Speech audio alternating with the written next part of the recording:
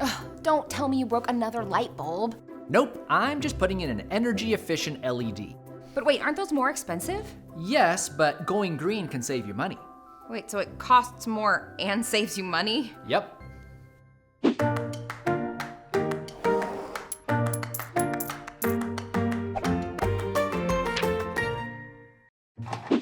Going green. We've all heard about it, but what does it actually mean?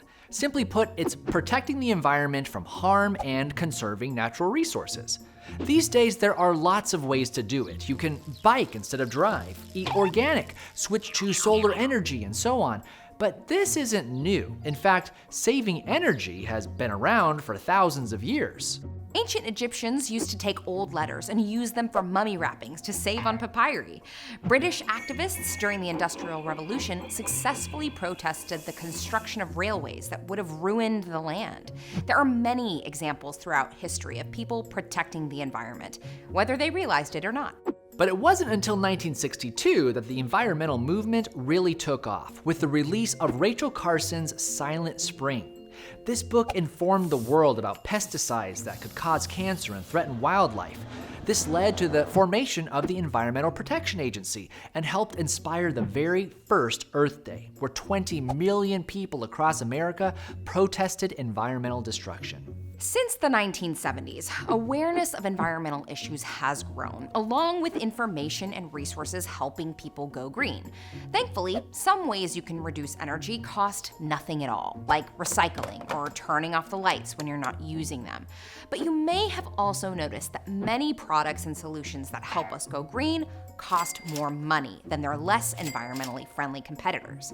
What's up with that? Well, sometimes the product itself costs more to make. That's the case with organic food, which reduces pollution, but also requires more labor to produce. But that's not always the case with green products. Some charge more because, well, they can. Eco-friendly is unfortunately sometimes used as a marketing strategy to appeal to wealthier shoppers. But even with this increased cost upfront, going green can still save you money in the long run. How much exactly? I think it's time to run the numbers.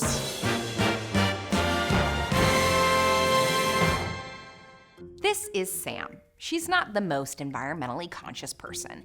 In fact, the thought of saving energy never even crosses her mind. But one day, Sam comes across a TED Talk that gets her really fired up to save the planet. How much money will she save? Let's look at some examples. And heads up, there's a lot of numbers this time, so math nerds, you're welcome. Okay, so currently Sam uses 75-watt incandescent light bulbs for 5 hours a day. She has 40 of them in her home and they cost $1 each. If she switches all 40 of these bulbs to 11-watt LEDs, which cost $5 each, she has to pay $160 more up front. But because LEDs use less energy, she'll save about $600 a year. That comes out to around $50 a month, so in just over 3 months, she'll make back the initial $160 she lost. Pretty sweet deal. Now let's see how much Sam will save by switching shower heads. Currently, she uses one that pumps out 2.5 gallons of water per minute. If she buys a low-flow shower head, it only uses 1.5 gallons per minute. Let's say she takes 7-minute showers for 25 days out of the month and uses an electric water heater. With her previous shower head, that comes out to 438 gallons of water, compared to 263 with her new one. Pretty impressive water savings. So it must save a lot of money too, right? Not exactly. This upgrade would only save her $2 a month. Which isn't a lot, but she could put those savings towards a good cause, like, I don't know, supporting 2 cents on Patreon? Not now, babe. Sorry. Okay, so what if Sam switches to an electric car? I mean, General Motors just announced they're switching all their cars to electric by 2035, so why not Sam? After all, she doesn't drive the best car for the planet, a 2010 Honda Accord, so if she drives the average number of miles, paying $2.50 a gallon, she'll be looking at over $1,300 a year in gas alone. But if she buys a 2021 Nissan Leaf electric car, she'll pay just over $500 a year to charge it. That's over $800 a year in savings. And while some electric cars cost a fortune and can be more in insurance, a new Nissan Leaf is only around $31,000 and offers insurance rates that are comparable to many gas-powered cars. Sam could also get the federal tax incentive, knocking down the price even further. Plus, electric vehicles cost thousands less in maintenance and repairs over their lifetime, so she could potentially save around $300 a year on these costs alone. If Sam's not ready to ditch her Honda though, she could still save money by biking to work instead of driving, and she'll get in her daily exercise too. So let's assume Sam is closer to work than the average American and it's 10 miles each way. That's 100 miles a week or 400 miles a month she's not driving in her car. After factoring in operating costs and maintenance, the bike costs about $6 a month to ride to work, compared to around $53 a month if she would have driven. That means Sam saves about $47 a month by biking to work, which is over $550 a year.